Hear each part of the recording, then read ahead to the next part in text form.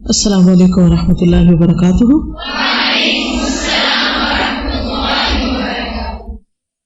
نحمده ونصلي على رسوله الكريم. اما بعد فاعوذ باللہ من الشیطان الرجیم. بسم اللہ الرحمن الرحیم. رب اشرح لي صدری ويسر لي امری واحلل عقدۃ من لسانی یفقہوا قولی. جب یہ آیت آپ لوگ پڑھ رہے تھے اور پھر سن رہے تھے تو میں مختلف لوگوں کے چہرے دیکھ رہی تھی کہ قرآن پڑھ کر یا سن کر ان کے اوپر کیا کیفیات طاری ہوتی ہے، کیونکہ چہرے آپ کے دل کے عکاس ہوتے ہیں اور قرآن جب دل پہ اترتا ہے تو لازمی طور پر چہرے سے نظر آتا ہے. ہو سکتا ہے کچھ لوگ اپنے جذبات بہت زیادہ پی جاتے ہیں یا کنٹرول کر لیتے ہیں اور وہ کچھ بھی محسوس نہیں کرتے یا کرواتے نہیں کرنے کے باوجود. تو آپ میں سے کوئی بتائے گا کہ اس آیت میں کیا کہا گیا؟ جنت کی خوشخبری دی گئی. خوشخبری کس کے لیے؟ السابقون الاولون، جو مہاجرین اور انصار دونوں میں سے ہیں. ٹھیک. اور کس کے لیے؟ والذین اتبعوہم، ان لوگوں کے لیے جنہوں نے ان کی پیروی کی. کیسی پیروی؟ بے احسان، احسان کے درجے میں، احسان کے ساتھ، اچھے طریقے سے. تو سابقون الاولون کے لیے بھی اور والذین اتبعوہم بے احسان کے لیے بھی اللہ تعالی کی طرف سے کیا خوشخبری ہے؟ رضی اللہ عنہم ورضوا عنہ، اللہ ان سے راضی ہو گیا اور وہ اس سے راضی. اور ان کے لیے کیا ہے جن سے اللہ راضی ہو گیا؟ وَأَعَدَّ لَهُمْ جَنَّاتٍ تَجْرِي تَحْتَهَا الْأَنْهَارُ خَالِدِينَ فِيهَا أَبَدًا. کیسی ہیں وہ جنتیں کہ جن کے نیچے نہریں بہتی ہیں اور جن میں وہ ہمیشہ رہیں گے، ہمیشہ کی زندگی. ذَلِكَ الْفَوْزُ الْعَظِيمُ، یہ ہے عظیم کامیابی، عظیم الشان کامیابی. تو اگر ہم پیچھے سے شروع کریں، عظیم الشان کامیابی کیا ہے؟ جنت کا حصول اور ہمیشہ کی کامیابی، ابدی کامیابی. وہ کس کے لیے ہے؟ جن سے اللہ راضی ہو جائے. اللہ کن سے راضی ہے؟ جو نیکی کے راستے میں دوڑ لگائیں. والسابقون، سابقون کے لیے. الاولون، جو سب سے پہلے کام کریں، پیچھے نہ رہ جائیں. خواہ مہاجر بن کے کریں، خواہ انصار بن کے کریں، خواہ گھر چھوڑنے والے ہوں یا کسی گھر چھوڑنے والے کو پناہ دینے والے ہوں. اور جو لوگ ان کے نقش قدم پر چلیں، ویسی زندگی بسر کریں جیسی انہوں نے کی. والذین اتبعوہم بإحسان. تو ان جیسی زندگی بسر کرنے کے لیے کیا ضروری ہے؟ پھر ہم ان کو جانیں، اور صرف اس نیت سے نہ جانیں کہ ہم ان پہ فخر کرتے نہیں کہ وہ بہت اعلیٰ ترین قسم کے لوگ تھے. یہ اتباع کب تک جاری رہے گا؟ قیامت تک. والذین اتبعوہم، جو ان کو اپنا رول ماڈل سمجھیں گے، جو ان کے نقش قدم پر چلیں گے. ایک تو ہمارے لیے اتباع رسول صلی اللہ علیہ وسلم ضروری ہے، اور اس کے بعد جو ان کے ساتھی تھے، جو ان کے کمپینینز تھے، مرد ہوں یا عورتیں، جنہوں نے اللہ کے رسول صلی اللہ علیہ وسلم کی پیروی آگے بڑھ کر کی. اگر ہم آج ان کے طریقوں پر چلیں گے تو ہمارے لیے بھی وہی ہے جو ان کے لیے ہے. رضی اللہ عنہم ورضوا عنہ اور الفوز العظیم. لیکن رضا اور فوز العظیم کے لیے پہلے ہمیں کچھ کرنا ہے. اب ہم کیا کریں کیا نہ کریں؟ ان کی زندگیوں کو دیکھیں، انہوں نے کیا کیا. اس سوچ اور اس مقصد کو ذہن میں رکھ کے سیرت پڑھا کریں. جب یہ آج سن رہے تھے تو آپ میں سے کوئی اپنا ایکسپیرینس بتائے گا، کیا سوچ رہے تھے، کیا خیال آ رہا تھا؟ شاباش. انہوں نے فوراً دعا کی کہ اللہ تعالیٰ مجھے بھی ان لوگوں میں شامل کر دے. I thought کہ کتنے لکی تھے وہ لوگ. اللہ ہمیں بھی ان جیسا بنائے اور ہمیں بھی اس جنت میں داخل کر دے جس میں وہ داخل ہوں گے. یہ کیسے ہو سکتا ہے کہ وہ تو اتنی قربانیاں کر کے وہاں پہنچے اور ہم سو کے اور بغیر قربانیوں کے وہاں داخل ہو جائیں؟ کیا ہر جگہ پہ ہر کوئی داخل ہو جاتا؟ وہ دروازے کس کے لیے کھولے جائیں گے؟ جو اس کے اہل ہوں گے، جن کے لیے اللہ چاہے گا، جو ان جیسے کام کریں گے. اور وہ اللہ سے راضی ہے، اگر اللہ ان سے راضی ہو گیا، یہ بہت اچھا لگ رہا تھا کہ اللہ ان سے راضی ہو گیا. کسی شخص کے لیے اس دنیا میں سب سے بڑی خوشی کی بات کیا ہو سکتی کہ جس کو وہ چاہتا ہے وہ اس سے راضی، وہ اس سے خوش. کیونکہ ہر ایک کی خوشی سے تو کوئی خاص فرق نہیں پڑتا. ساری دنیا بھی آپ کے لیے تالیاں بجائے تو تھوڑی دیر میں تالیوں کی آواز ختم ہو جائے گی.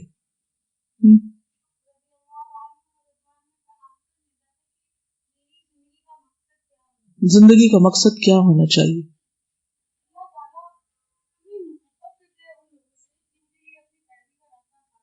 بالکل، اللہ کے خاص بندے ہوتے ہیں جن کو وہ اپنے اس راستے پر لے آتا ہے. اور ہمارے لیے کتنا آسان ہو گیا، ہمارے لیے سامنے نمونے موجود ہیں کہ بھئی اس طرح کرنا ہے. ان کے لیے کتنا مشکل تھا، ان کے سامنے تو کچھ نہیں تھا. نبی صلی اللہ علیہ وسلم تو تھے، لیکن وہ پہلے لوگ تھے نا جو اس میدان میں کودے اور پورا رسک لیا، ہر چیز چھوڑی اس کے لیے.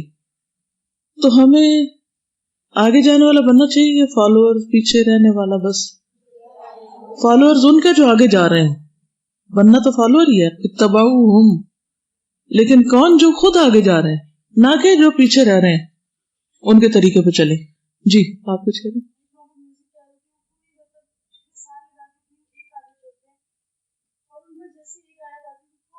فوراً عمل کر لیتے.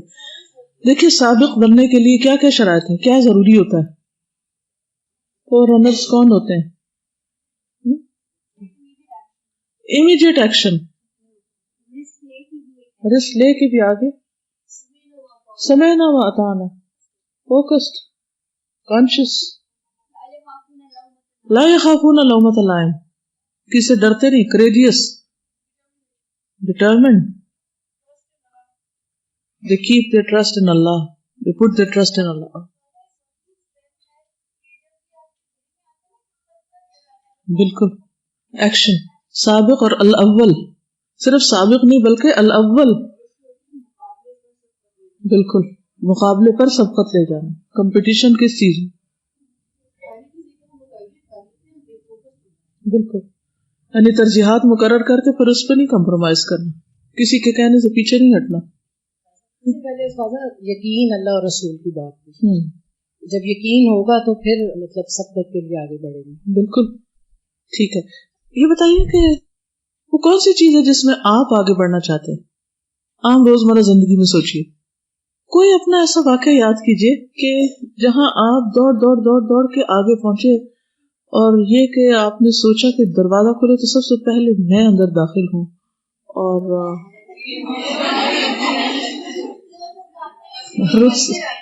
ٹھیک ہے،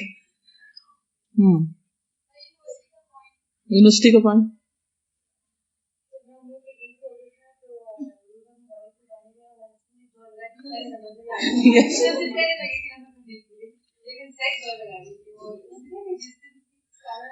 مسجد میں تو دوڑ نہیں سکتے.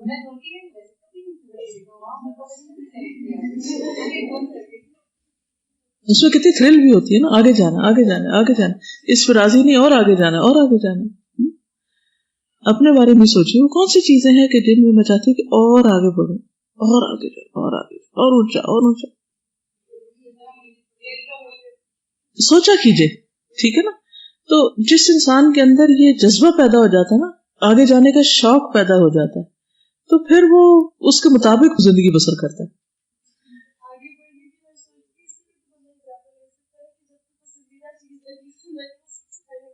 بالکل. تو پھر کیا اللہ کی رضا کا شوق نہیں ہے ہمیں؟ جنت کا شوق نہیں؟ شوق کی کمی ہے نا. اگر شوق لگ جائے تو پھر تو ہم جلدی کریں.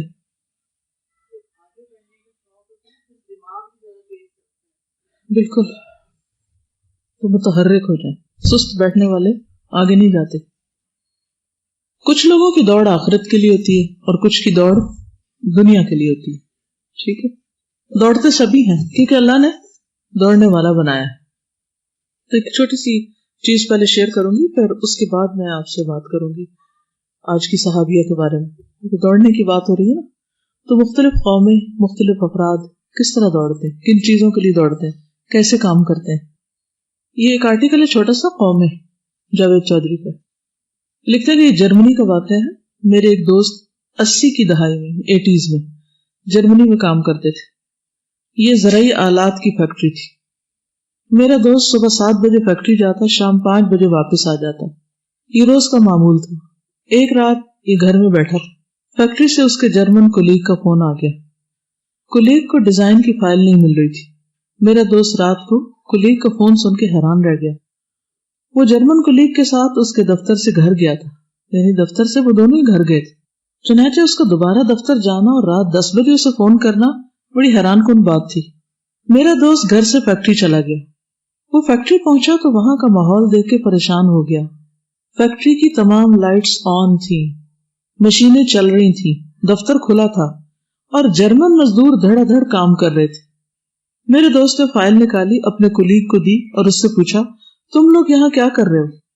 جرمن کولیگ نے حیرت سے کہا، کیا تم نہیں جانتے کہ ہم جرمن شام کے کھانے کے بعد دوبارہ فیکٹری آتے ہیں اور رات 12 بجے تک کام کرتے ہیں؟ میرے دوست کو یہ معلوم نہیں تھا. اس نے معذرت کر لی. جرمن کولیگ بولا، ہم جرمن پورے ملک میں رات کے وقت بھی 2-3 گھنٹے کام کرتے ہیں.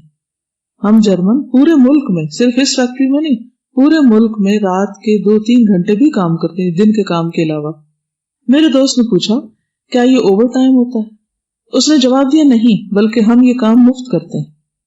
میرے دوست نے پوچھا، اور کیا یہ تمام جرمنوں کی عادت ہے؟ اس نے جواب دیا، ہاں، یہ پورے جرمنی میں تمام سرکاری اور غیر سرکاری اداروں میں ہوتا ہے. ہم لوگ شام کے وقت گھر جاتے ہیں، بچوں سے ملتے ہیں، کھانا کھاتے ہیں، چائے کافی پیتے ہیں اور دوبارہ دفتر آ جاتے ہیں کام کرنے کے لیے، اور رات گئے واپس گھر جاتے ہیں. میرے دوست نے پوچھا، تمہیں اس کا کیا فائدہ ہوتا ہے؟ اس نے جواب دیا، ہم یہ کام مالی فائدے کے لیے نہیں کرتے، مزید مال کمانے کے لیے نہیں کرتے. یہ نیشنل سروس ہے، اس کا فائدہ پوری قوم کو ہوتا ہے.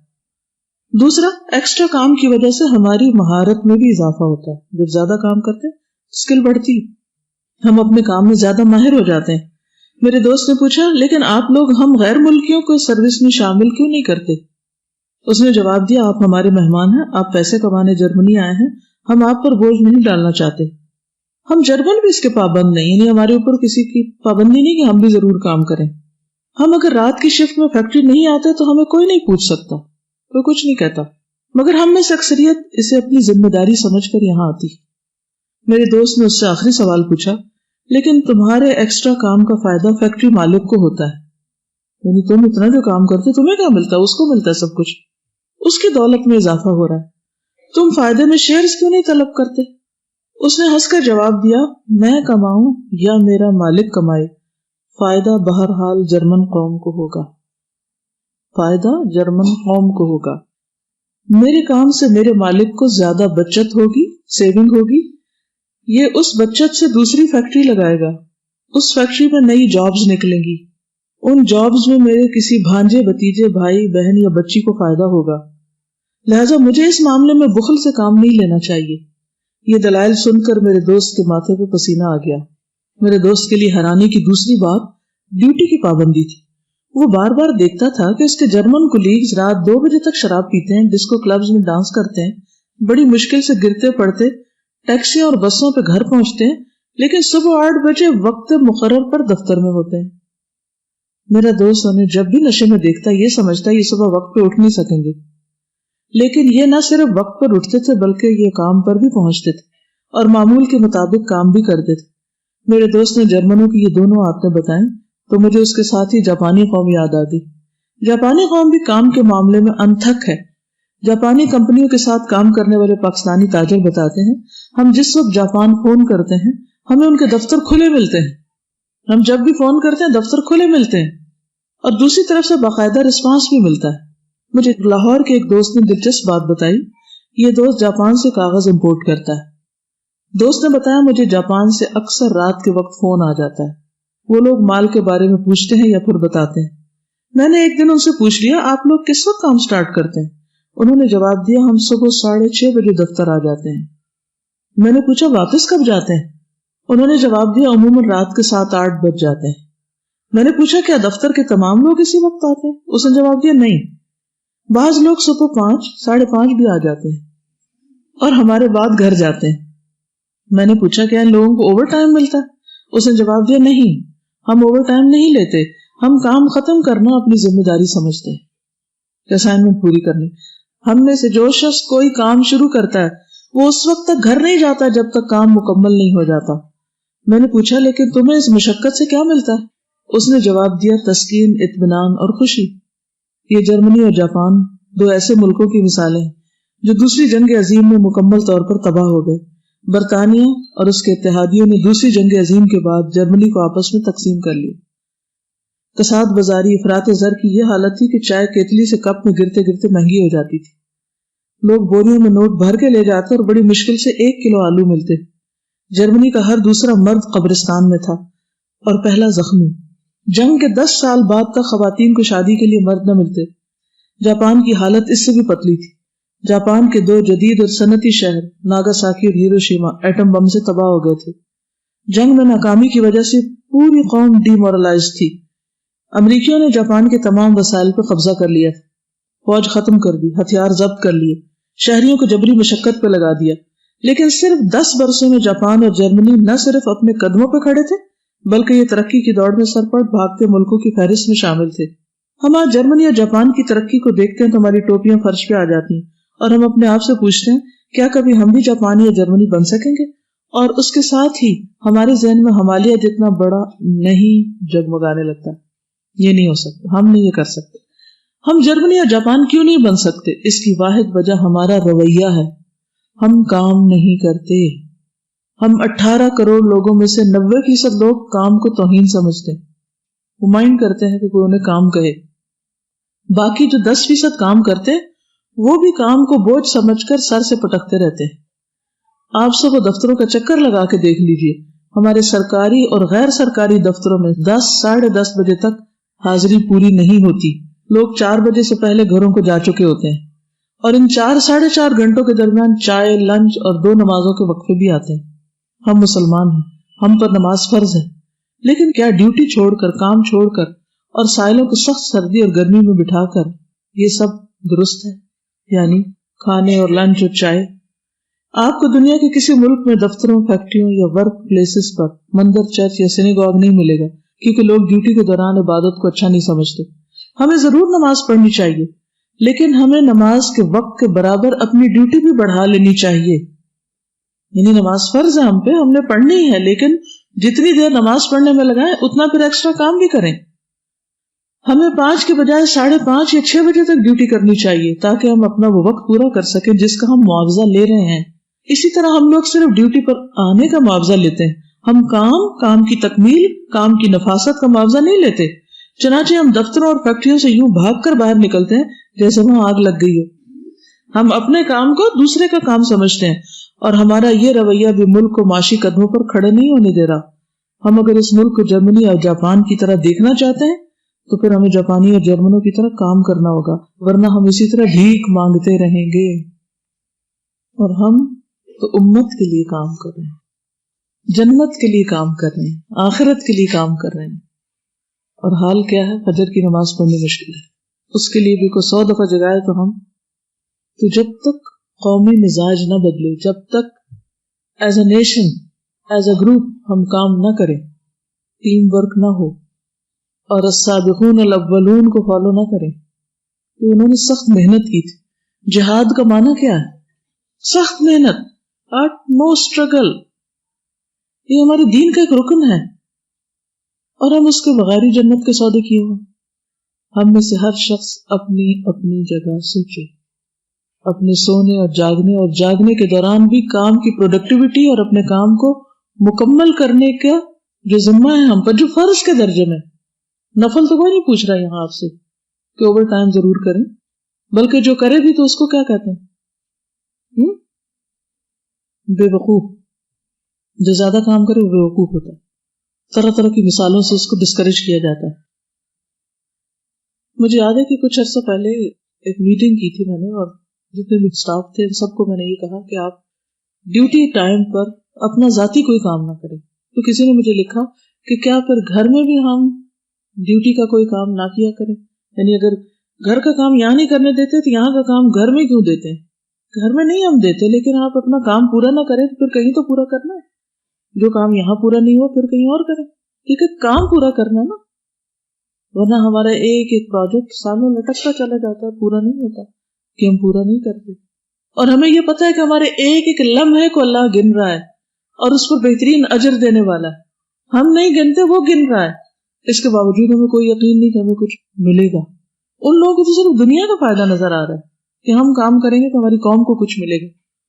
تو قوم کے لیے کام کریں، ہم دین کے لیے کر رہے ہیں، ہم جنت کے لیے کر رہے ہیں، آخرت کے لیے کر رہے ہیں، اللہ کی رضا کے لیے کر رہے ہیں. حالات ہمارے کیا ہیں؟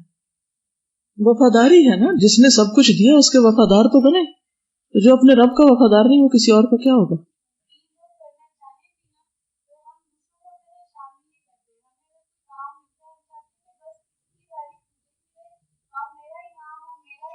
اور اگر کسی کا نام بن ہی گیا تو بس اس سے صرف حسد کرنا آتا ہے، کام کرنا نہیں آتا، محنت کرنی نہیں آتی. پھر بھی یہ نہیں دیکھتے کہ وہ کیا کر رہا ہے.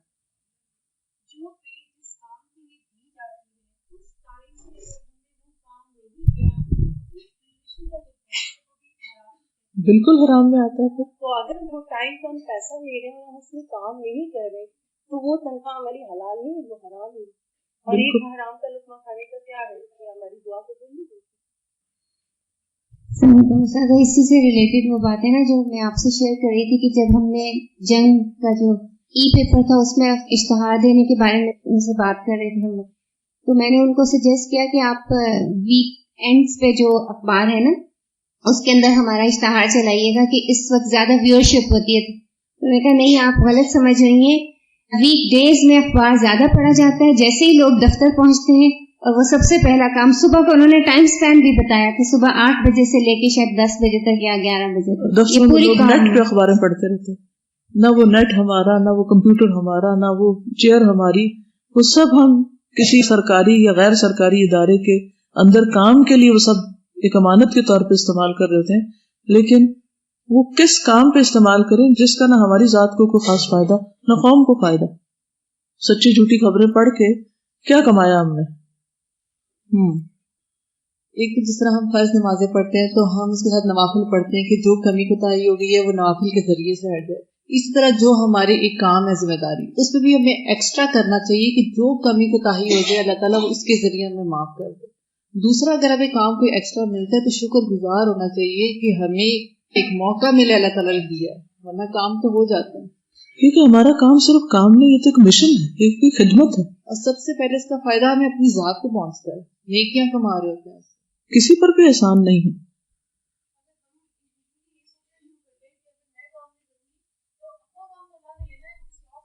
بالکل.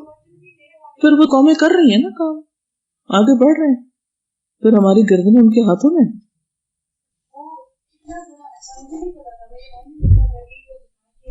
وہ آیا اس دن اور اس نے جو ہمارا دودھ دے جاتا ہے اس سے ½ kg زیادہ دے کے گیا. بھائی نے کہا کہ کیوں؟ کہتے یہ میں اس کے پیسے نہیں لوں گا. بھائی نے پوچھا کیوں؟ خیر. اس نے کہا کہ اگر کوئی کمی کوتاہی ہو جائے تو اس کو پورا کرنے کے لیے میں آپ کو یہ دے رہا ہوں. اور مجھے صرف یہ حیرت ہوتی کہ اس کو کس نے کہا نا، ہم نے کہا کبھی، مطلب یہ بات کیسے اس کے ذہن میں آئی؟ ضمیر ہے نا، اللہ نے اندر بھی ایک کہنے والا رکھا ہے، اگر کوئی اس کی آواز ہی سن لے. صحابہ کرام کیا گھڑیاں دیکھ کے کام کرتے تھے؟ دین کا آورلی کرتے تھے.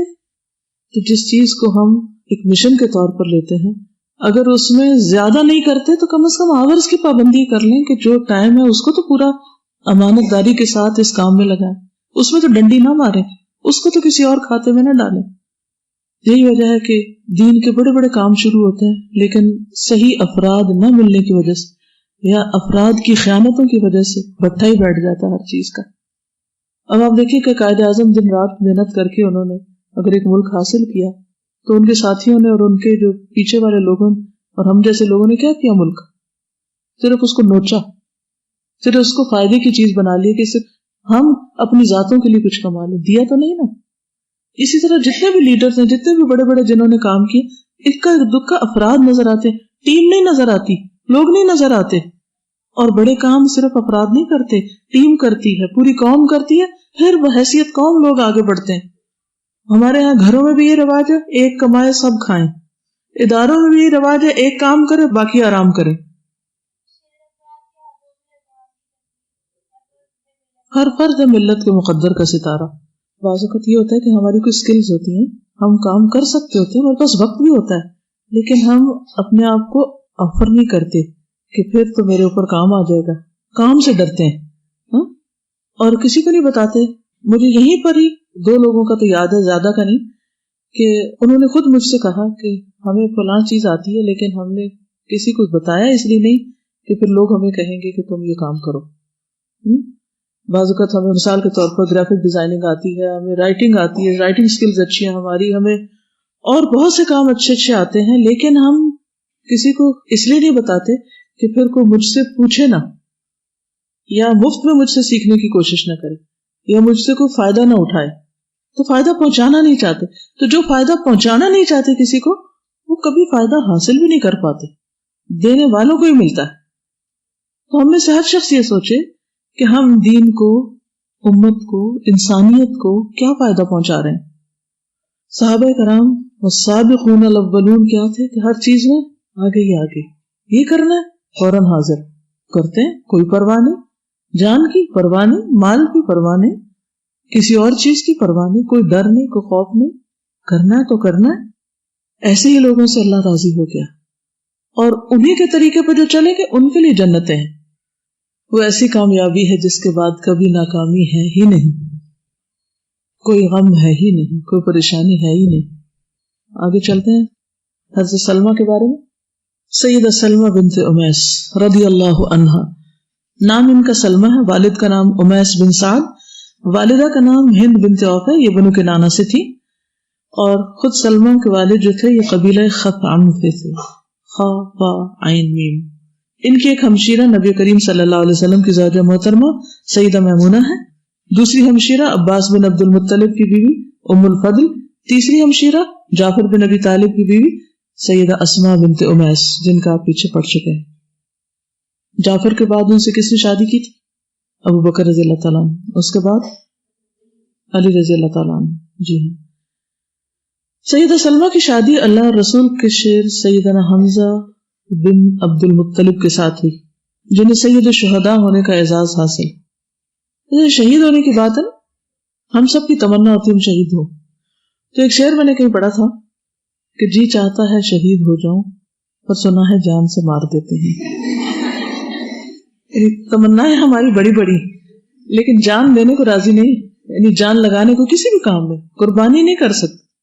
इन तमाम बहनों के लिए ये फजल और शरफ ही काफी है कि रसूलुल्लाह सल्लल्लाहु अलैहि वसल्लम ने इनके मोमिन होने की गवाही अपनी ज़बान मुबारक से बयान की कि ये इन्नल अखवातु लमुमिनातुन, ये सारी बहनें मोमिन बहनें, बहैसियत उनकी as a sister they are believers. ईमान एक ऐसा वस्फ है जिसकी वजह से इंसान सबसे आला और अरफा मर्तबे पर फायज हो जाता है। अब्दुल्लाह बिन अब्बास बयान करते हैं कि रसूलुल्लाह सल्लल्लाहु अलैहि वसल्लम ने फरमाया, इन्नल अखवातु लमुमिनातुन, बेशक तमाम बहनें मोमिन हैं। एक दूसरी रिवायत में है, अल अखवातुल अर्बअु मुमिनातुन मैमूनतु व उम्मुल फद्ल इब्नता अल हारिथ व सलमा व अस्मा इब्नता उमैस। ये चारों बहनें मोमिन हैं, यानी हारिस की दोनों बेटियां मैमूना और उम्मुल फज़ल, और उमैस की दोनों बेटियां सलमा और अस्मा, यानी बाप 2 फर्क थे लेकिन माँ एक थी, सब बहनें थी। इन चारों ने औरतों में इस्लाम की नशर इशाअत का बहुत बढ़ चढ़ कर काम किया और अपने कौल और अमल और तर्ज हयात से दावत इल्लल्लाह का फरीजा अंजाम दिया। इन्हें मुबारकबाद हो और अल्लाह इनसे राजी हो। सैयदा सलमा ने हजरत हमजा बिन अब्दुल मुत्तलिब की बेटी को जन्म दिया जिसका नाम अम्मारा था। उसकी कफालत अपने जिम्मे लेने के लिए हजरत अली, जाफर और जैद बिन हारिसा के दरमियान झगड़ा भी हुआ था। अबू दाऊद में नाफे बिन जुबैर अपने बाप से और वो सैयदना अली से बयान करते हैं कि जैद बिन हारिसा मक्का की तरफ रवाना हुआ, वो हमजा की छोटी बेटी को अपने साथ ले आया। सैयदना जाफर बिन अबी तालिब ने कहा, ये बच्ची मेरे साथ रहेगी, मैं इसकी कफालत का ज्यादा हकदार हूँ क्योंकि ये मेरे चचा की बेटी, इसकी खाला मेरी बीवी और खाला माँ के कायम मकाम होती। हजरत अली ने फरमाया कि मैं इसकी कफालत का ज्यादा हकदार हूँ क्योंकि ये मेरे चचा की बेटी और रसूलुल्लाह सल्लल्लाहु अलैहि वसल्लम की बेटी मेरी बीवी और इसकी कफालत का ज्यादा हक रखती। जैद बिन हारिसा ने कहा, इस बच्ची की कफालत का मैं ज्यादा हक रखता हूँ क्योंकि मैं इसे मक्का से लेकर आया हूँ। रसूलुल्लाह सल्लल्लाहु अलैहि वसल्लम झगड़ा सुनकर बाहर तशरीफ लाए और फरमाया कि मैं बच्ची की कफालत का फैसला जाफर बिन अबी तालिब के हक में करता हूँ क्योंकि इस बच्ची की खाला जाफर की बीवी और खाला माँ का मर्तबा रखती है।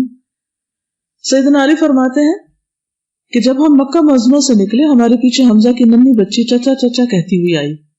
हजरत अली ने उसका हाथ पकड़ लिया और रसूलुल्लाह सल्लल्लाहु अलैहि वसल्लम की बेटी सैयदा फातिमा ज़हरा से कहा कि इस बच्ची को अपने पास रखो اس کی اچھی طرح دیکھ بھال کرنا، یہ تیرے چچا کی بیٹی ہے۔ سیدہ فاطمہ نے اس بچی کو اٹھا لیا، اتنے میں جعفر آ گئے، کہنے لگے یہ میرے چچا کی بیٹی، اس کی خالہ میری بیوی۔ نبی کریم صلی اللہ علیہ وسلم نے کفالت کے لیے خالہ کے حق میں فیصلہ دے دیا اور فرمایا خالہ ماں کے قائم مقام ہوتی۔ اس بچی کا نکاح نبی صلی اللہ علیہ وسلم نے سلمہ بن ابی سلمہ سے کیا تھا۔ وہ کون تھی؟ ام سلمہ کے بیٹے۔ ام سلمہ کون تھی؟ نبی صلی اللہ علیہ وسلم کی زوجہ میں تھی۔ ٹھیک ہے۔ سیدہ سلمہ نے دعوت اسلام کے آغاز میں بڑے مشکل دن بسر کیے۔ ان کی ہمشیرہ سیدہ اسماء نے اپنے خاوند جعفر کے ہمراہ مشرکین کی ایذا رسانی سے بچنے اور اپنے دین کی حفاظت کی خاطر حبشہ کی طرف ہجرت کر لی، لیکن جب سیدہ سلمہ کے خاوند حمزہ بن عبد المطلب نے اسلام قبول کر لیا تو ان کی آنکھیں ٹھنڈی ہو گئی۔ حمزہ بن عبد المطلب نے کس طرح اسلام قبول کیا، اس کی تفصیلات بیان کرتے ہوئے علامہ ابن ہشام اپنی مشہور اور معروف سیرت کی کتاب میں ابن اسحاق کے حوالے سے لکھتے ہیں کہ مجھے قبیلہ بنو اسلم کے ایک ذہین شخص نے بتایا کہ صفا پہاڑی کے پاس ابو جہل رسول اللہ صلی اللہ علیہ وسلم کے پاس سے گزرا تو اس نے آپ کو دیکھتی اذیت پہنچائی، گالی دی اور برا بھلا کہنے لگا، لیکن رسول اللہ صلی اللہ علیہ وسلم نے کوئی جواب نہیں دیا بلکہ مکمل خاموشی اختیار کی۔ عبداللہ بن جدان بن عمر کی کنیز اپنے گھر میں بیٹھی یہ سب کچھ سن رہی تھی، دیکھ رہی تھی۔ پھر ابو جہل برا بھلا کہہ کر وہاں سے چلا گیا اور کعبہ کے پاس قریش کی ایک محفل میں جا کے بیٹھ گیا۔ تھوڑی دیر بعد حمزہ بن عبد المطلب تیر کمان اٹھائے شکار سے واپس آئے۔ وہ روزانہ شکار کے لیے جایا کرتے تھے۔ شکار سے واپس ہوئے تو گھر میں داخل ہونے سے پہلے بیت اللہ کا طواف کرنے لگے۔ طواف کرنے کے بعد وہ قریش کی محفل میں آئے، وہاں کچھ دیر ٹھہرے، اہل محفل کو سلام کہا اور ان سے بات چیت کی۔ حمزہ بن عبد المطلب قریش کے معزز نوجوان اور سب سے بڑھ کر باروب انسان تھے، یعنی جوانوں میں۔ جب ان کا گزر عبداللہ بن جدان کی کنیز کے پاس سے ہوا تو اس وقت رسول اللہ صلی اللہ علیہ وسلم اپنے گھر واپس جا چکے تھے۔ اس کنیز نے حمزہ بن عبد المطلب سے کہا، اے ابو عمارہ، تیرے بھائی کا بیٹا محمد ابھی تھوڑی دیر پہلے یہاں بیٹھا ہوا تھا۔ اس کے ساتھ ابو الحکم بن ہشام نے یعنی ابو جہل نے بدتمیزی کی، اسے برا بھلا کہا اور مارا بھی۔ اس نے انتہائی ناپسندیدہ طرز عمل اختیار کیا اور محمد صلی اللہ علیہ وسلم نے اس سے کوئی بات نہیں کی، مکمل خاموشی اختیار کی۔ تمہارے جیتے جی ایسا ہو جائے تو بڑے افسوس کی بات ہے۔ یعنی ایک عورت نے غیرت دلائی کس کو؟ حضرت حمزہ، اور وہ بھی غلام عورت تھی۔ یہ سن کر حمزہ بن عبد المطلب غصے میں آپے سے باہر ہو گئے۔ غضبناک ہو کر ابو جہل کو اس کی حماقت کا سبق سکھانے کے لیے روانہ ہوئے۔ راستے میں کسی کے پاس نہ رکے نہ کوئی بات کی۔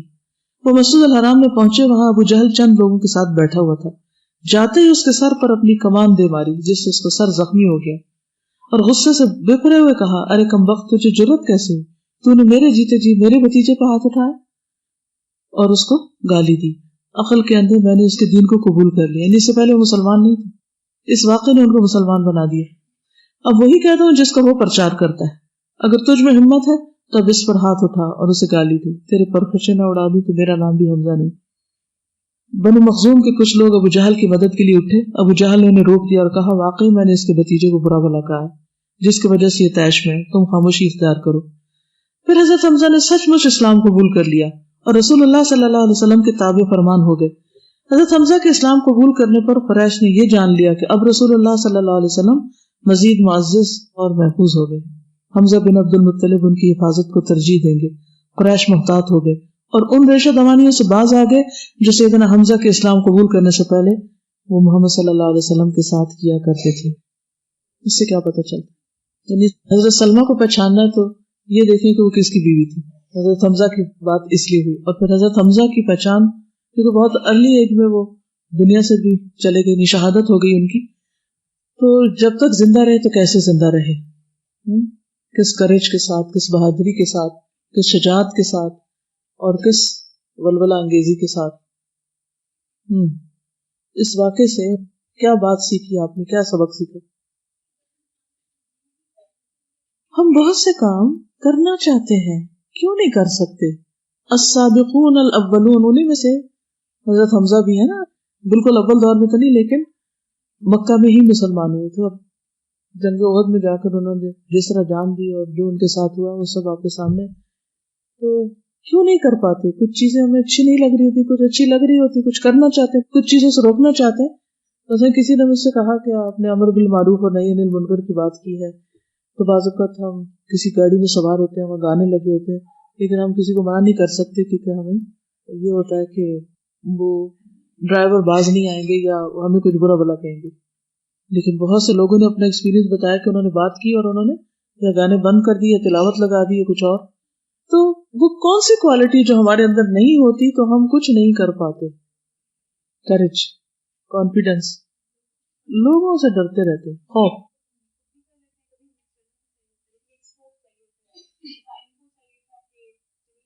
جی بعض اوقات کچھ خیر اندر ہوتی ہے لیکن کوئی ایسا واقعہ ہو جاتا ہے یا کوئی ایسی چیز سامنے آتی ہے تو وہ پردہ پھاڑ دیتا ہے وہ، اور انسان پھر آگے بڑھ جاتا ہے.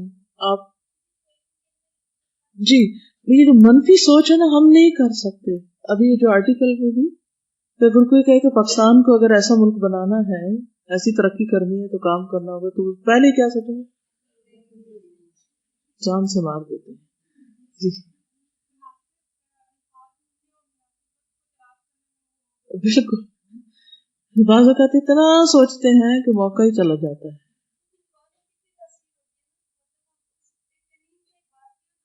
یس شاباش، گڈ پوائنٹ. آپ دیکھیے کہ ایک عورت کی بات کے اندر ایسی تاثیر ہوتی ہے بعض اوقات. وہ ایک غلام عورت تھی اور ایک کنیز تھی، لیکن اس کے دل سے نکلی ہوئی بات تھی. اس نے وہ منظر دیکھا تھا اور وہ منظر اس نے بیان کیا، کسی اور نے نہیں. اور اس بات کا حضرت حمزہ کے دل پہ اثر ہو گیا. جیسے حضرت عمر کو مسلمان کرنے والی قوم تھی. حضرت عمر بھی بہت بہادر انسان تھے نا.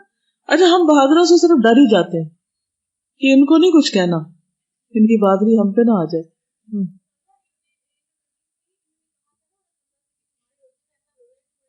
تو کنیز میں بھی کتنی کرش تھی کہ تمہارے ہوتے ہوئے ایسا ہو جائے تو کتنے افسوس کی بات ہے. اچھا ایک اور چیز یہ ہوتی ہے کہ بعض اوقات ہمارے ساتھ کچھ ایسی چیزیں ہو جاتی ہیں جو ہمیں ناگوار ہوتی ہیں نا، تو ہم رونا دھونا شروع کر دیتے ہیں کہ ہمارے ساتھ کیوں ایسا ہے. ہمیں نہیں معلوم کہ اس واقعے سے کوئی اور کیا سبق لے رہا ہو اور وہ کتنی خیر کا باعث ہمارے لیے. اب آپ دیکھیے نبی صلی اللہ علیہ وسلم پر زیادتی ہوئی، آپ نے صبر کیا، خاموشی اختیار کی. اللہ نے ایک معمولی سی عورت کے ذریعے حضرت حمزہ کو میسج دیا جو اس مکہ کے بہادر ترین لوگوں میں سے تھے. وہ اٹھے اور جا کے بدلہ بھی لیا اور مسلمان بھی ہو گئے. خیر کس پر پلٹی؟ نبی صلی اللہ علیہ وسلم کو ایک مضبوط سپورٹر مل گیا. ہم کیا کہتے ہیں بس یہ جو ہم کر رہے ہیں نا اسی کے اندر سے کچھ نچڑے، یہیں سے کچھ نکلے.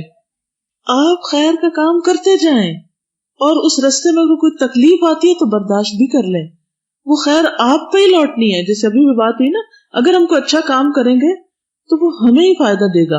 بظاہر وہ یوں لگتا ہے جیسے کسی اور کو فائدہ جا رہا ہے، یہ سارے پوائنٹ فلاں کے کھاتے میں جا رہے ہیں، وہ ہمیں یوز کر رہے ہیں. عام طور پہ ہم اس لیے بھی کوئی کام آگے ہو کے نہیں کرتے، لوگ ہمیں یوز کرتے ہیں، تو ہم کیوں کسی کے لیے کریں؟ کوئی کسی کے لیے نہیں. اگر وہ کر بھی رہا ہے اور اس کو بھی فائدہ پہنچتا ہے تو وہاں سے پھر کسی اور تک جائے گا. لیکن اللہ تو حساب رکھ رہا ہے نا کہ ہماری وجہ سے، ہماری کنٹریبیوشن سے کوئی شخص یا کوئی چیز اس قابل ہوئی کہ وہ آگے بڑھ سکے. جیسے اگر مالک کو بھی فائدہ ہو رہا ہے تو وہ ایک اور فیکٹری لگائے گا، اس فیکٹری میں ہمارے رشتے داروں کو جابز ملیں گی. یہ پازیٹیو تھنکنگ ہے نا. اور نیگیٹو کیا کہ وہ ہمیں یوز کر رہے ہیں، ہم کیوں کام کریں. اس میں دو چیزیں میں دیکھ رہی تھی کہ ایک تو ہم میں صحیح بات کرنے کا حوصلہ نہیں ہوتا، دوسرے میں ہر وقت یہ فکر لاک ہوتی کہ ہمیں نہ کوئی کچھ کہہ دے. حالانکہ ہمیں یہ نہیں پتا ہوتا کہ ہمیں ویسے ہی ہر کوئی کچھ کہہ رہا ہوتا ہے. جس نے جو کہنا ہوتا ہے نا وہ کہہ کے دم لیتا ہے، تو کم از کم بات صحیح کرنی چاہیے. اب جیسے یہ کنیز کی بات میں دیکھ رہی تھی کہ اس نے یہ نہیں سوچا کہ مجھ پہ اس کا کیا اثر پڑے گا یا میرے ہی نہ خلاف ہو جائے کہ میں اتنے بڑے بندے کی شکایت لگا رہی ہوں. اس کا اتنا وہاں پہ اثر و رسوخ تھا. دوسری چیز وہ جو آپ نے آرٹیکل پڑھ کے سنایا، میں اس میں یہ دیکھ رہی تھی وہ جو پاکستانی بندہ تھا جس نے جاوید چودھری کا جو دوست آپ نے بتایا، وہ ہر بات میں یہ پوچھا تھا کہ آپ کو اس سے کیا ملتا ہے. ہماری جو نفسیات کا وہ نازل لگائے نا ایزوڈیشن کہ یہ چیز ہمیں اس سے کیا ملتا ہے. اور جب تک یہ چیز نہیں نا ہوگی سیلف لیس ہو کے صحیح بات کرنے کا حوصلہ. میں ہمیشہ سوچتی ہوں کہ جب دین کی بات آتی ہے ہماری کریٹیوٹی، ہماری صحت، ہماری ہمت، ہر چیز ڈاؤن ہو جاتی ہے. جب پرسنل انٹرسٹ آتا ہے تو ساری چیزیں باہر آ جاتی ہیں. سب کچھ کر لیتے ہیں ہم کیونکہ پرسنل انٹرسٹ ہے نا، ذات کو تسکین مل رہی ہے. تو جب تک ہم اپنی ذات سے نہیں نکلیں گے نا اور بڑے فائدے کے لیے کام نہیں کریں گے تو کام نہیں ہو سکتا. آپ کو بھی فائدہ تبھی ملے گا جب آپ صرف ذات کے لیے نہیں دین کے لیے کریں گے، کیونکہ انما الاعمال بالنیات. آگے چلتے ہیں. سیدنا حمزہ بن عبد المطلب کے اسلام قبول کرنے کے حوالے سے یہ بھی سیرت کی کتابوں میں ہے کہ وہ فرماتے ہیں کہ میں نے غصے میں آ کر یہ تو کہہ دیا کہ میں وہی کہتا ہوں جس کا پرچار محمد کرتے ہیں صلی اللہ علیہ وسلم، لیکن جب میرا غصہ ٹھنڈا ہوا تو مجھے شرم سی محسوس ہوئی، لوگ میرے بارے میں کیا سوچیں گے کہ میں نے اپنے آباء و اجداد کے دین کو ترک کر دیا۔ شیطان ہمیشہ آتا ہے سیکنڈ تھاٹ لے کے۔ میں شکوک و شبہات کی دلدل میں پھنس گیا، میری نیند جاتی رہی۔ پھر میں کعبہ کے پاس آیا، اللہ تعالیٰ سے گڑ گڑا کے دعا مانگی کہ حق کے لیے میرا سینہ کھول دے۔ یہ بھی بڑی انسانی نفسیاتی کیفیت ہے کہ بعض اوقات انسان ایک دعویٰ کر بیٹھتا اور جب عمل کی باری آتی ہے تو شیطان پیچھے کر دیتا نا، لیکن جو سچا انسان ہوتا ہے پھر وہ اپنے کال سے نہیں پھرتا، وہ اس کشمکش سے باہر نکلنے کے لیے پھر اللہ کی مدد حاصل کرتا ہے، سہارا لیتا ہے، دعا کرتا ہے۔ یہی چیز یہاں کہ میرے سینہ کھول دے، میرے دل سے شک و شبہ ختم کر دے۔ میں اپنی دعا سے فارغ ہوا کہ باطل چھٹ گیا، میرا دل یقین سے معمور ہو گیا۔ اسی لیے جب آپ کوئی کام کرنے لگے ڈیسیژن لے لیں تو پھر استخارہ کریں، پھر اللہ تعالیٰ آپ کو رہنمائی دے دے گا۔ میں رسول اللہ صلی اللہ علیہ وسلم کے پاس گیا اور اپنی حالت کے بارے میں بتایا تو آپ نے میری ثابت قدمی کے لیے اللہ سے دعا کی۔ دیکھیے جتنا بھی کوئی بڑا کام کرنے جا رہا ہو، یہ کوئی بھی طرح طرح کی رکاوٹیں ہوتی ہیں، نفس کی رکاوٹ، شیطان کی رکاوٹ، اور پھر اور بھی آگے ماحول کی رکاوٹیں، تو اس کے لیے دعا بھی ضروری ہوتی ہے۔ ہم لوگ فوراً ایک ویکنیس کا شکار ہو جاتے ہیں، ہاں یہ فلاں دین کی طرف آ کے اب تو آپ دیکھنا کیا ہوتا ہے، وہ بیچارے کو نظر ہی لگ جاتی، وہی بیٹھ جاتا ہے، کیونکہ ہم پھر پرسن بیس بات کر رہے ہوتے ہیں نا، اللہ کو بھول جاتے ہیں۔ ہمیشہ اللہ سبحانہ وتعالیٰ کو یاد رکھنا چاہیے کہ اللہ کی دی توفیق سے، اور اللہ تمہیں مزید استقامت دے۔ کوئی کتنا بھی اچھا کام کرے تو ساتھ ہی دعا دے کہ اللہ اور زیادہ کرنے کی توفیق دے، صرف تعریف کر کے نہ چھوڑ دے۔ جب سیدنا حمزہ نے اسلام قبول کیا تو یہ اشعار کہے، حمدت اللہ حین ہدا فؤادی الی الاسلام والدین الحنیف لدین جاء من رب عزیز خبیر بالعباد بهم لطیف اذا تلیت رسائلہ علینا تحدر دمع باللب الحصیف رسائل جاء احمد من ہداها بآیات مبینۃ الحروف۔ میں نے اللہ کی تعریف کی جب اس نے میرے دل کو اسلام اور دین حنیف کی ہدایت نصیب کی، وہ دین جو غالب رب کی طرف سے آیا، وہ رب جو اپنے بندوں سے بڑا باریک بینی کے ساتھ باخبر ہے۔ جب اس کے پیغامات ہمیں پڑھ کر سنائے جاتے ہیں تو عقل مند کے آنسو بہنے لگتے ہیں، عقل مند روتے ہیں۔ ایسے پیغامات جو محمد صلی اللہ علیہ وسلم واضح آیات کے ساتھ لے کر آئے ہیں، یعنی دلائل کے ساتھ لائے ہیں۔ سیدہ سلمہ اپنے خاوند سیدنا حمزہ کے ساتھ اسلام کے سایہ دار آنگن میں سعادت کے جام نوش کرتے ہوئے زندگی بسر کر رہے تھے۔ حضرت حمزہ ابھرتے ہوئے شہزور جوان رعنا تھے، اسلام قبول کرنے کی وجہ سے ان کے روب دبدبے اور وقار میں بے پناہ اضافہ ہو گیا۔ یہی وجہ ہے کہ ابو جہل باوجود جب سیدنا حمزہ نے اسے زخمی کیا تو اسے بالکل خاموشی اختیار کر لی اور کوئی بات نہیں کی۔ اسلام نے سیدنا حمزہ کی طاقت، روب اور دبدبے میں بے پناہ اضافہ کر دیا تھا، اور جو لوگ ان کو ایک کے مقابل سمجھتے تھے اب 1000 کے برابر جانتے تھے، کیونکہ ایمان جو ہے وہ انسان کو اور بہادر کر دیتا ہے۔ اب ان کی ہجرت ہوتی ہے مدینہ کی طرف۔ جب اللہ سبحانہ وتعالیٰ نے اپنے رسول مقبول صلی اللہ علیہ وسلم کو مدینہ منورہ کی طرف ہجرت کرنے کی اجازت دے دی تو حضرت سلمہ بھی اپنے خاوند حضرت حمزہ کے ساتھ مدینہ منورہ کی طرف ہجرت کر گئی۔ رسول اللہ صلی اللہ علیہ وسلم نے مدینہ پہنچنے کے بعد سب سے پہلا کام مسجد نبی کو تعمیر کرنے کا کیا، اور اس کے ساتھ ازواج مطہرات کی رہائش کے لیے حجرے تعمیر کیے۔ پھر غزوہ بدر ہوا، اس میں سیدنا حمزہ نے حیرت انگیز کارنامے سر انجام دیے۔ جنگ بدر میں بہت سے سرکردہ مشرکین تحقیق کر دیے، جن میں شیبہ بن ربیعہ سر فہرست تھا۔ پھر حضرت علی بن ابی طالب اور سیدنا حمزہ نے مل کر عتبہ بن ربیعہ کو قتل کیا، جسے عبادہ بن حارث نے زخمی کیا تھا۔ جنگ بدر میں مسلمانوں کو فتح نصیب ہوئی۔ قریش کے 70 سرکردہ قائد تحقیق کر دیے گئے، 70 کو گرفتار کیا گیا، اور قریش نے یہ ٹھان لی کہ جنگ احد میں اپنے مقتولوں کا بدلہ لیں گے۔ ہند بن عتبہ کے باپ، چچا اور بھائی کو جنگ بدر میں قتل کر دیا گیا تھا۔ اس نے وحشی بن حرب نامی غلام کو بھاری انعام کا لالچ دے کر اس بات پر آمادہ کیا تھا کہ اگر وہ میرے باپ، چچا اور بھائی کے بدلے میں حمزہ بن عبد المطلب کو قتل کر دے تو اسے منہ مانگا انعام دوں گی۔ وحشی بن حرب نیزے کو استعمال کرنے کا بہت ماہر تھا۔ وہ انعام کے لالچ میں آخر میدان جنگ میں اترا اور حضرت حمزہ کی حرکات و سکنات کو بڑی گہری نظر سے دیکھنے لگا، یعنی اس کا اور کوئی کام نہیں تھا، وہ ایک ہی شخص کے پیچھے تھا۔ اس نے دیکھا کہ حضرت حمزہ مشرکین کے پکچے اڑا رہے۔ جب وہ لڑتے ہوئے اس کی زد میں آئے تو اس نے پورے زور سے نیزہ مارا، جو حضرت حمزہ کے پیٹ میں پابست ہو گیا۔ اسی سے وہ شہید ہو کر زمین پر گر پڑے۔ اسی وقت ہند دوڑی آئی جب اسے پتا چلا کہ وہ شہید ہو گئے۔ اس نے حضرت حمزہ کا پیٹ چاک کیا، ان کا جگر نکالا، چبا کے تھوک دیا۔ پھر ہند نے حضرت حمزہ کا مسئلہ کیا، یعنی ناک کان کاٹ ڈالے. جب رسول اللہ صلی اللہ علیہ وسلم نے حضرت حمزہ کی لاشیں کو دیکھا تو آپ بہت غم زدہ ہوئے. حضرت سلمہ نے عدت گزاری. جب عدت پوری ہو گئی تو ان کے ساتھ شداد بن حارث اللیثی نے شادی کر لی اور ان سے ایک بیٹے کو جنم دیا جس کا نام عبداللہ بن شداد رکھا گیا، اور یہ بہت فقیہ اور محدث بنے. سیدہ سلمہ نے اللہ تعالیٰ اور رسول مقبول کی اطاعت میں مشغول رہتے ہوئے زندگی بسر کی اور پھر اپنے خالق حقیقی سے جا ملی. اللہ تعالیٰ ان پر اپنی رحمت کی بارش برسائے. چند باتیں اور ان کے بارے میں. حضرت حمزہ کی شہادت کا تو آپ نے پڑھا کہ صرف نیزہ لگ کے شہید نہیں ہوتے بلکہ ان کا اندر کی سب چیزیں بھی چبائی گئی اور پھر ان کے کان ناک وغیرہ اور باقی اعضاء کاٹ دیے گئے. لیکن یہ دنیاوی طور پر سب صدمہ تھا.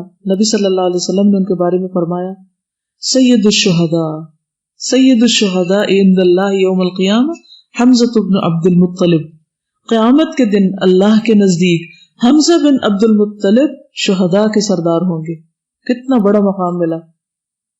دنیا میں اگر اللہ کی خاطر انسان کو کسی قسم کی کوئی تکلیف یا نقصان برداشت کرنا پڑے تو اللہ تعالیٰ اس کا بہترین اجر اور بہترین صلہ عطا فرماتا ہے. غسیل الملائکہ. نبی صلی اللہ علیہ وسلم نے فرمایا میں نے فرشتوں کو دیکھا کہ وہ حمزہ بن عبد المطلب اور حنظلہ بن راہب کو غسل دے رہے ہیں. حضرت حمزہ حضور صلی اللہ علیہ وسلم کے رضائی بھائی بھی تھے، یعنی چچا تو تھے ہی لیکن بھائی بھی تھے، دودھ شریک بھائی. نبی صلی اللہ علیہ وسلم کے نزدیک ایک پسندیدہ نام تھا ان کا، یعنی ان کا نام جو تھا پسندیدہ ناموں میں سے تھا. جابر بن عبداللہ کہتے ہیں کہ ایک آدمی کا بچہ پیدا ہوا، لوگ کہنے لگے اس کا نام کیا رکھے؟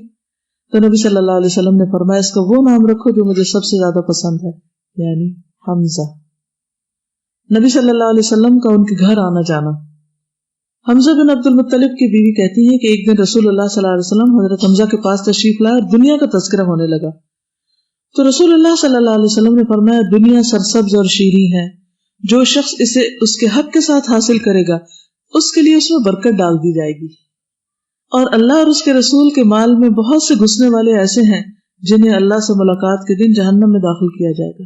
یعنی وہ ان کا حق نہیں لیکن وہ ناحق اس مال کو لے لیتے ہیں. جب حمزہ بن عبد المطلب مدینہ تشریف لائے ہجرت کے بعد تو انہوں نے بنو نجار کی خاتون خولہ بنت قیس سے شادی کی. رسول اللہ صلی اللہ علیہ وسلم حمزہ سے ملاقات کے لیے خولہ کے گھر جاتے. خولہ احادیث بیان کرتی، وہ کہتی ہے کہ ایک مرتبہ رسول اللہ صلی اللہ علیہ وسلم ہمارے پاس تشریف لائے. میں نے عرض کی یا رسول اللہ مجھے معلوم ہوا کہ آپ فرماتے ہیں قیامت کے دن آپ کا ایک حوض ہوگا جس کی مسافت فلاں علاقے سے فلاں تک ہوگی. آپ نے فرمایا یہ بات صحیح ہے اور اس سے سیراب ہونے والوں میں میرے نزدیک سب سے زیادہ محبوب تمہاری قوم ہوگی. خولہ کہتی ہیں پھر میں نبی صلی اللہ علیہ وسلم کی خدمت میں ایک ہنڈیا لے کر حاضر ہوئی جس میں روٹی یا حریرہ تھا.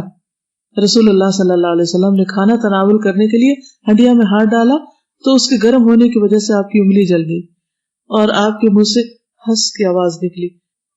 فرمایا اگر ابن آدم کو جب ٹھنڈک کا احساس ہوتا ہے تو بھی سی کرتا ہے اور جب گرمی کا احساس ہوتا تب بھی سی کرتا ہے. یہ بہت نیچرل ریئیکشن ہوتا ہے نا یہ. اور حضرت حمزہ کو جو مارا گیا تھا نا نیزہ، وہ ایک طرف سے جا کے دوسری طرف سے نکل گیا تھا. اتنا شدید وار تھا، بہت قریب سے اس نے مارا تھا. حضرت انس سے مروی ہے کہ رسول اللہ صلی اللہ علیہ وسلم حضرت حمزہ کی نعش مبارک کے پاس آ کر کھڑے ہوئے، دیکھا ان کی لاش کا مسئلہ کر دیا گیا تھا. آپ نے فرمایا اگر یہ بات نہ ہو کہ ان کی بہن صفیہ سے برداشت نہ ہوگا تو حمزہ کی نعش کو ایسے ہی چھوڑ دو حتیٰ کہ اسے درندے اور پرندے کھا جائیں، پھر یہ ان کے پیٹوں ہی سے محشر میں آئے. یعنی ایسی موت بھی اور اس طرح چلے جانا بھی کوئی نقصان کا سودا نہیں اگر اللہ کے راستے میں.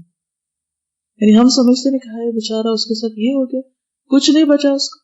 کہا کہ اگر ان کے رشتہ دار یہ برداشت نہیں کر سکیں گے ورنہ ان کو یہ اعلیٰ مقام ملے. پھر آپ نے ایک چادر منگوا کر اس میں انہیں کفنایا. جب چادر سر پہ ڈالی جاتی تو پاؤں کھل جاتے، جب پاؤں پہ ڈالی جاتی تو سر کھل جاتا. لیکن یہ شہیدوں کے بھی سردار ہوں گے. آخرت میں اتنا بڑا مقام. دنیا کی کوئی بھی چیز کم ہو جائے تو کیا ہوا، جان چلی گئی، جسم مست کر دیا گیا، کفن پورا نہیں ملا، کچھ کھویا. کیا کھویا؟ کیا وہ بیچارے تھے؟ ہم ایسی چیزوں پہ اپنے آپ کو بیچارہ سمجھنے لگتے ہیں. ہمارے پاس یہ نہیں ہے وہ نہیں ہے. وہ سب سے زیادہ کامیاب تھے، الفوز العظیم کو پا گئے. شداد جو تھے جن سے پھر ان کی اہلیہ نے شادی کی تھی بعد میں، یہ نبی صلی اللہ علیہ وسلم اور ابو بکر رضی اللہ تعالیٰ عنہ کے ہم زلفی تھے، کیونکہ ان کے نکاح میں سلمہ بنت امیس گئی تھی۔ ان کے سسر الحاد بہت مہمان نواز تھے۔ الحاد کا نام اسامہ بن عمر تھا۔ ان کو الحاد اس لیے کہا جاتا تھا کہ رات کو آگ جلاتے تھے۔ الحادی بھی ایک جگہ آتا ہے تاکہ جو راستے سے گزر رہا وہ روشنی دیکھ کر مہمان نوازی کے لیے آ جائے، یعنی فائدہ پہنچانے کے لیے۔ ان کے شوہر سے مروی کچھ احادیث بھی ہیں حضرت شداد سے روایت کرتے ہیں کہ ایک مرتبہ رسول اللہ صلی اللہ علیہ وسلم ظہر یا عصر میں سے کسی نماز کے لیے باہر تشریف لائے تو حسن یا حسین کو اٹھائے ہوئے تھے، یعنی آپ صلی اللہ علیہ وسلم، تو آپ آگے بڑھے اور انہیں ایک طرف بٹھا دیا اور نماز کے لیے تکبیر کہہ کے نماز شروع کر دی۔ دوران نماز جب آپ سجدے میں گئے تو خوب طویل کیا، میں نے درمیان نماز سر اٹھا کر دیکھا تو ایک بچہ حضور کی پشت پہ سوار تھا، اتنا لمبا سجدہ کیا، اٹھ کیوں نہیں رہے؟ تو انہوں نے ایسے کر کے دیکھا، میں یہ دیکھ کے دوبارہ سجدے میں چلا گیا۔ جب حضور صلی اللہ علیہ وسلم نماز سے فارغ ہوئے تو لوگوں نے عرض کیا، یا رسول اللہ آپ نے اس نماز میں بہت لمبا سجدہ کیا، ہم سمجھے شاید کوئی حادثہ پیش آ گیا، ختم تو نہیں ہو گئے، یا آپ پر وحی نازل ہو رہی ہے، یعنی گمان ہر طرف جاتے ہیں۔ آپ نے فرمایا ان میں سے کچھ بھی نہیں ہوا، البتہ میرا بیٹا میرے اوپر سوار ہو گیا تھا اور میں نے اسے اپنی خواہش کی تکمیل سے پہلے جلدی میں مبتلا کرنا اچھا نہ سمجھا۔ بچوں کو ٹائم دینا چاہیے، ہم ذرا سی بات بتاتے ہو نہیں کرتے تو ہم جلدی کیوں نہیں کر رہے، فوراً کرو، ابھی کر لو۔ آپ نے نماز لیٹ کر دی، یہ اپنا ٹائم لے لے۔ ہم میں سے کتنوں میں یہ پیشنس ہے کہ ان کو یہ ٹائم دیتے، اچھا کر لو کوئی بات نہیں۔ ان کا بیٹا جو عبداللہ بن شداد تھے، جو حضرت سلمہ کے جو بیٹے تھے، یہ امام اجلی اور خطیب بغدادی کہتے ہیں کہ یہ کبار اور ثقہ تابعین میں سے تھے، فقیہ اور کثرت سے حدیث روایت کرنے والے تھے، محدث تھے۔ اور پھر ان کے اساتذہ کرام یہ جن سے انہوں نے روایات کی وہ پہلے تو ان کے اپنے والد، پھر حضرت عمر، پھر طلحہ، معاذ، عباس ابن مسعود، ابن عباس، ابن عمر، عبداللہ بن جعفر، اور یہ خالائیں اسما بنت امیس، میمونہ رضی اللہ تعالی عنہا اور ان کی بہن، اور حضرت حمزہ کی بیٹی حضرت عائشہ اور حضرت ام سلمہ، ان سب سے انہوں نے روایت کیا ہے۔ پھر کتب ستہ کے راوی بھی ہیں۔ عبداللہ بن شداد سے مروی ہے کہ میمونہ رضی اللہ عنہا نے کہا کہ نبی صلی اللہ علیہ وسلم چھوٹی چٹائی پر نماز پڑھا کرتے، جس سے پتہ چلتا ہے مصلی بچھایا جا سکتا ہے۔ پھر اسی طرح عبداللہ بن شداد کہتے ہیں، ان سے یعنی جو بیٹے تھے ان کے، ان سے روایت ہے، حضرت عائشہ نے بیان کیا کہ رسول اللہ صلی اللہ علیہ وسلم نے مجھے حکم دیا کہ نظر بد لگ جانے پر معوذتین سے دم کر لیا جائے، یعنی یہ دو صورتیں بھی کافی ہو جاتی ہیں۔ ان کی بیٹی سے بھی احادیث مروی ہیں۔ عبداللہ بن شداد حمزہ رضی اللہ عنہ کی بیٹی سے روایت کرتے ہیں، یہ عبداللہ کی ماں کی دودھ شریک بہن ہے۔